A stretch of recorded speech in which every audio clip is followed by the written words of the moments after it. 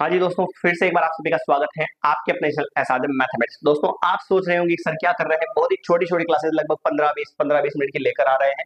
तो माफी चाहता हूँ, 7 तारीख के बाद आपको पूरी क्लासेस मिल जाएगी, आधे आधे घंटे से कम नहीं मिलेगी आपको, है ना। तब तक 1-2 दिन थोड़ा सा सब्र रखिए और वेट कीजिए, ठीक है ना। बाकी जो भी मैं समझा रहा हूँ वो समझाने का अच्छा प्रयास कर रहा हूँ। तो पिछली क्लास के अंदर अपन ने जो इसका पहला सवाल पढ़ा था, आज इस क्लास के अंदर अपन दूसरा सवाल पढ़ने वाले हैं। अगर पुरानी क्लासेस नहीं देखी हैं आप तो जाकर देखें। कैसे देखेंगे, कहाँ मिलेगी आपको, तो चैनल पर जाए, चैनल को ज्वाइन कीजिएगा और प्लेलिस्ट के ऑप्शन पर जाइए। प्लेलिस्ट के ऑप्शन के अंदर आपको अपनी क्लास जो 10th है उसकी सारी क्लासेस बिल्कुल एक ही साथ में मिल जाएगी, ठीक है ना भाई। अगर समझ में आवे तो प्लीज शेयर कीजिएगा, कमेंट कीजिएगा, लाइक कीजिएगा और चैनल को ज्वाइन कर दीजिएगा ताकि आपको अगली नई जो क्लासेस है वो भी आपको मिलती रहे, ठीक है भाई। तो 7 के बाद आपको जो है 100% आधे घंटे से कम क्लास नहीं मिलेगी, तब तक थोड़ा सा एडजस्ट कीजिए और सहन कीजिए, ठीक है भाई। चलिए दूसरे प्रश्न की अपन बात करते हैं। तो दूसरा प्रश्न है, 5 पेंसिल और 7 कलम का मूल्य कुल दे रखा है 50 रुपए। तो अपन मानेंगे, माना कि एक पेंसिल का मूल्य बराबर क्या मान लेते हैं बेटा, x मान लेते हैं। और एक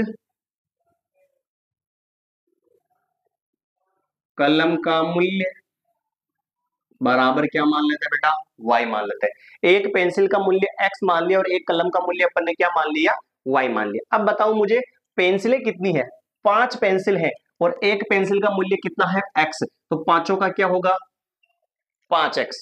और 7 कलम का मूल्य, कलमें कितनी है, 7, और एक कलम का मूल्य कितना है, y। तो सातों का कितना हो जाएगा, 7y। और उनका मूल्य कितना है, 50 रुपए, यानी दोनों का कुल मिलाकर मूल्य कितना है, 50 रुपए। ये हो गए बेटा अपनी समीकरण नंबर 1। आया क्या समझ में, यहां तक कोई दिक्कत है क्या, आया समझ में, क्लियर है ना भाई मामला। देखो आप ध्यान से समझो, वापस एक बार वापस बोलूं मैं। 5 तो है पेंसिल और एक पेंसिल का मूल्य x, तो पांचों का कितना होगा, तो 5 को x से गुणा करोगे तो 5x हो जाएगा।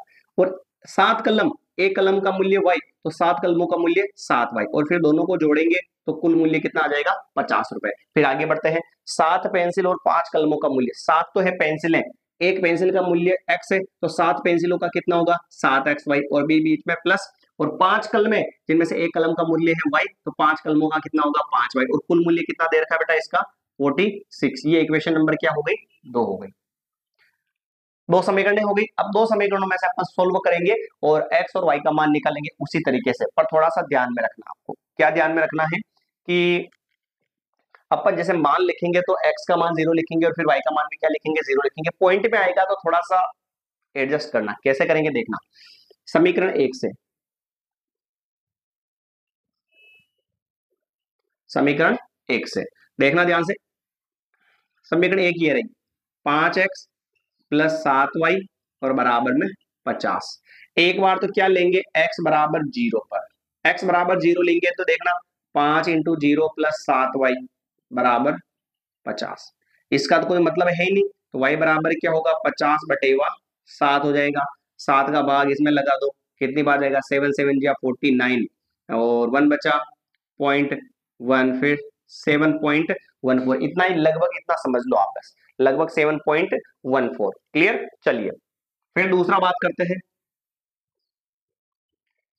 मतलब ये तरीका सही पड़ेगा, जिसको बिल्कुल कम समझ में आता है, मुश्किल समझ में आता है ना, उसके लिए भी ये तरीका बिल्कुल एकदम सही पड़ेगा। क्यों, क्योंकि सटीक पड़ेगा। x का मान 0 रखना है एक बार y का मान 0 रखना है। पॉइंट में थोड़ी सी दिक्कत हो सकती है पर देख लेना, आप समझा दूंगा मैं पूरा।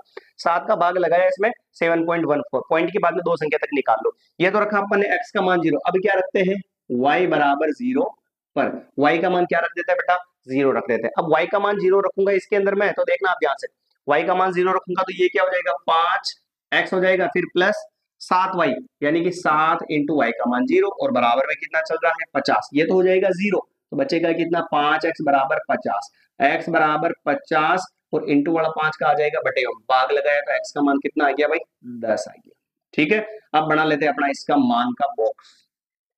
ये लिखा x का मान, ये लिखा y का मान। समझना ध्यान से, x का मान 0 था तब y का मान 7.14 आया, x का मान 0 था तब 7.14 आया। फिर x का मान, जब y का मान 0 था तब x का मान कितना आया, 10 आया। तो y का मान 0 था तब x का मान कितना आया, 10 आया। आ गया समझ में। एक बार इसका स्क्रीनशॉट उठा लो आप, मान आ गया समझ में। देखिए वापस अब सेकंड समीकरण उठाते हैं अपन, सेकंड वाली समीकरण। अब सेकंड वाली समीकरण उठाते हैं अपन। डिब्बा तो चाहिए अपने को ना, तो डिब्बा तो रखना पड़ेगा मेरे को। अब देखना दूसरी समीकरण उठाते हैं अपन, ये वाली समीकरण 2 से। बाकी सबको मिटा देते हैं यार, दिक्कत क्या है इसमें, सवाल को भी रफ कर देते हैं। ये लीजिए, केवल समीकरण नंबर 2 उठा रहे हैं अपन, 7x प्लस 5y और 46। समीकरण 2 से 7x प्लस 5y और बराबर में क्या चल रहा है 46। ये समीकरण 2 अपन ने उठा ली। अब समीकरण 2 को भी वैसे सॉल्व करेंगे। एक बार तो रखता हूं मैं x बराबर 0 पर, x बराबर 0 पर, तो x बराबर 0 रखेंगे, 7 इंटू 0 प्लस 5y बराबर में 46। इधर 0 हो गया तो क्या बचा 5y बराबर 46। इंटू वाला 5 का जाएगा बेटा बटेवा में, तो क्या हो गया ये बटेवा में आ गया। आया समझ में। अब 5 की टेबल में ये कितनी बार में आता देखते हैं। 5 7 5 9 45, पॉइंट 1 बचा, 5 2 10, यानी 9.2 आ गया। क्लियर। आगे बढ़ते हैं। फिर अब क्या करेंगे y बराबर 0 पर, अब y का मान 0 लेंगे बेटा।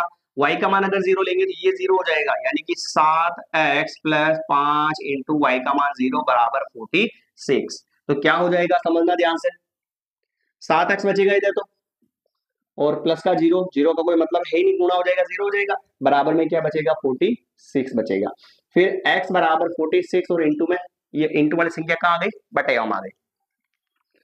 अब लगा दो भाग इसमें, x बराबर 7 6 42 और ये हो गया 4 बचा 7 4 कितना 4 बचा यार, 7 5 जा 35, 7 7 जा 49, इतना बहुत है पॉइंट के बाद में।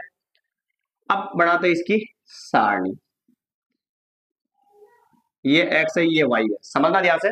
x का मान 0 था तब y का मान आया 9.2, x का मान 0 था तब y का मान कितना आया 9.2। ग्राफ में बनाओगे एकदम एक्यूरेट बनेगा, कोई तकलीफ नहीं होगी, पॉइंट से कोई फर्क ही नहीं पड़ेगा।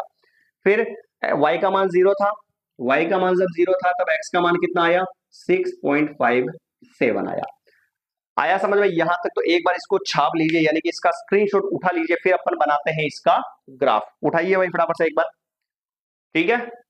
लीजिए, x और y का मान रखना है दोनों समीकरणों में 0 0, बस इससे ज्यादा कुछ नहीं होगा। x का मान भी 0 रखो और y का मान भी 0 रखो, मामला खत्म हो जाएगा। अब बनाते हैं अपन इसका ग्राफ, देखिए ध्यान से, ये बना दिया। हाईएस्ट मान है 9.2, यानी 1 2 3 4 5 6 7 8 9 10। इधर भी 1 2 3 4 5 6 है ही नहीं आगे, 1 2 3 4 5 6 7 8 9 10। इधर 1 2 3 4 5 6, माइनस का तो है नहीं ना ज्यादा, तो कोई तकलीफ ही नहीं है, माइनस का इतना ही चलने दो। एक बार वैसा का वैसा ही बना लेते हैं, -1 -2 -3 -4 -5 -6। इधर 1 2 3 4 5 6 7 8 9 10। इधर 1 2 3 4 5 6 7 8 9 10। ये तो हो गया अपना x अक्ष हो गया, और ये अपना हो गया x अक्ष डैश हो गया, और ये अपना हो गया y अक्ष डैश हो गया माइनस वाला, और ये इधर हो गया y अक्ष हो गया। यहां तक आया क्या भाई समझ में। अब देखना, x का मान है 0 और y का मान है 9.2, x का मान 0 यहाँ होगा, y का मान 9.2, y वाली लाइन प्लस की ऊपर है 9, 9 के बीच में 9 यहाँ पे 10 यहाँ पे 9.1 9.2 ये रहा लाइन मिलेगी आपको गिनने के लिए ग्राफ के अंदर, तो पॉइंट वाली भी, ठीक है ना। और फिर x का मान तो है 6.57 और y का मान है 0, y का मान 0 यहाँ पर ये रहा, x का मान 6.57, x वाली लाइन ये रही 6 और 7 के बीच में 6.5 यहाँ पर आएगा, ये गिन लिया अपन ने। ये इन दोनों को क्या कर दो भाई आप, मिला दो। आया समझ में। फिर बात करते हैं आगे, x का मान है 0 और y का मान है 7.14, x का मान 0 यहाँ होगा, y का मान 7.14, 7 x का मान y की लाइन 7.7 और यहाँ पे पॉइंट बनाएगा, ये अपन ने बना दिया। फिर x का मान 10 और y का मान 0, x का मान 10 ये रहा और y का मान 0 यहाँ पे, तो इस पे बना लिया,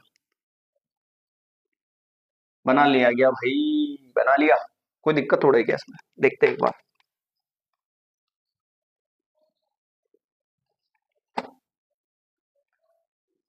मिल गया भाई। अब इसको क्या कर लेते हैं, इनको भी मिला देते हैं अपन, ये अपनी लाइन है जैसे, और ये भी अपनी लाइन है, ये लो दोनों को मिला दिया। ये थोड़ा सा सही नहीं मिल रहा है भाई, ग्राफ में एकदम बिल्कुल एक्यूरेट मिलेगा ना।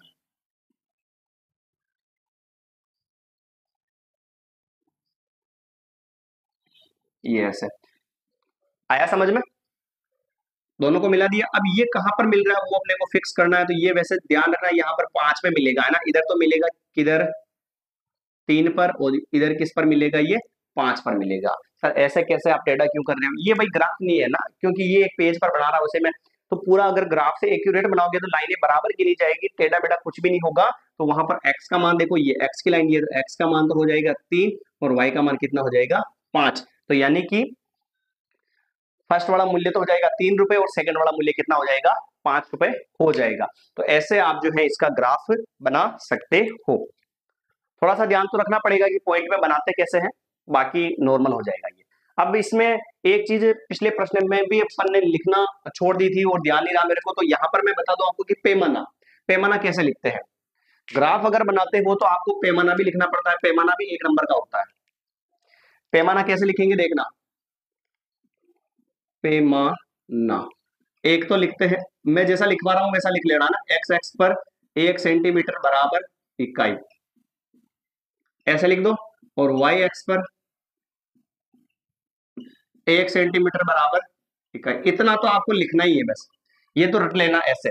अब देखो एक्स एक्स एक्स एक्स वाली लाइन ये रही, इस पे कितना बढ़ रहा है हर बार, 1 2 3 4 एक एक बढ़ रहा है, तो क्या हो जाएगा 1 इकाई। और इधर भी देखो कितना कितना बढ़ रहा है, एक एक बढ़ रहा है, तो ये भी कितना हो जाएगा 1 इकाई। अगर 10 10 बढ़ता होता तो कितनी इकाई हो जाती भाई, 10 10 इकाई इसकी हो जाती। तो कोई दिक्कत है क्या इसके अंदर, नहीं है भाई, आ चुका है समझ में। तो ये अपना जो पहले का दूसरा सवाल है ये भी बिल्कुल एकदम खत्म हो चुका है। तो अगर पहली बार चैनल पर आए हैं दोस्तों तो चैनल को सब्सक्राइब कर दीजिएगा, और वीडियो को लाइक कमेंट शेयर कर दीजिएगा। और अगर आप पुरानी क्लासेस भी देखना चाहते हैं और पूरे क्लास 10th का जो है बिल्कुल फ्री ऑफ कॉस्ट पूरा कोर्स मैथमेटिक्स का समझना चाहते हैं अच्छे से, तो हमारे चैनल को ज्वाइन कीजिए और चैनल के पेज पर जाइए और वहां पर प्लेलिस्ट के ऑप्शन पर जाइए, और प्लेलिस्ट के अंदर जो है आपको अपनी पुरानी सारी क्लासेस मिल जाएगी, और नई जो आने वाली है वो भी उसके अंदर ऐड कर दी जाएगी। तो मिलेंगे नए वीडियो के अंदर, धन्यवाद।